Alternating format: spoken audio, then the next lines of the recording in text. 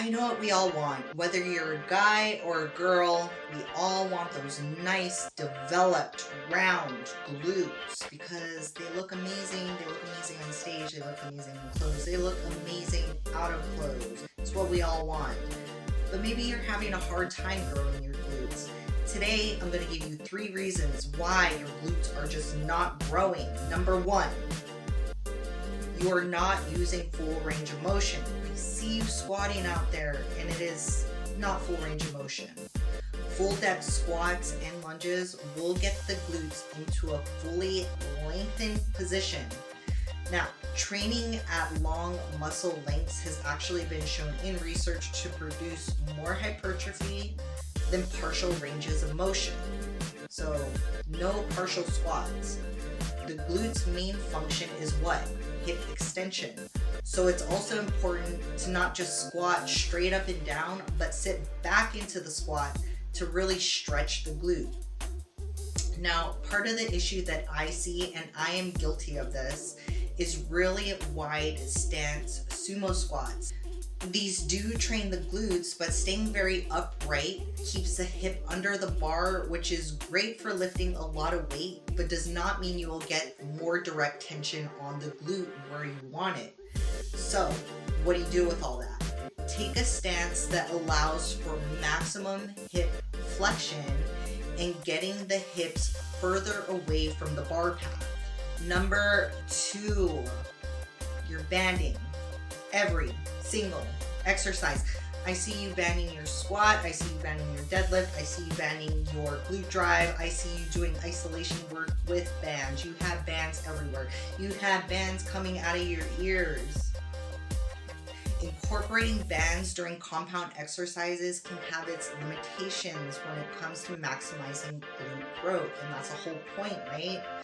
While bands can provide added resistance and activate the glute muscles to a certain extent, they may not provide enough tension and load to fully stimulate and challenge the glutes during compound movements.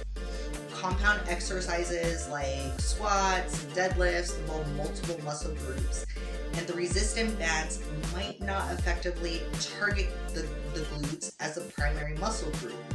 So, to achieve optimal glute growth, I would recommend prioritizing heavier free weights or resistance equipment during compound exercises to provide stimulus for muscle growth. Bands are still a very valuable tool, but they're just a tool. Their effectiveness is often better utilized during isolation exercises that specifically target the glutes. Number 3, you're doing too much isolation work and not enough compound work. Isolation work has its place, and I love a good booty burnout just as much as the next person. But compound movements are where you will reap the most glute growth. Now, when it comes to glute development, compound exercises are particularly effective because they require the use of the glutes in conjunction with other larger muscle groups like the quads and the hamstrings. Now, this results in a more intense and comprehensive workout for the glutes, leading to greater muscle activation and growth. Now, you can progressively load compound exercises more, which further stimulates the muscle growth. While isolation exercises can be useful for targeting specific areas, they alone are not enough to maximize glute growth. So, therefore, incorporating compound exercises into your workout routine is essential for achieving greater glute development. Now, I am guilty of all 3 of these glute growth mistakes. If you are guilty, that's okay. Go forth and take these tips for greater glute growth. Please, if you have any questions, leave them in the comments below and I would be happy to get back to you. Until then, happy glute growing. I'll see you next time.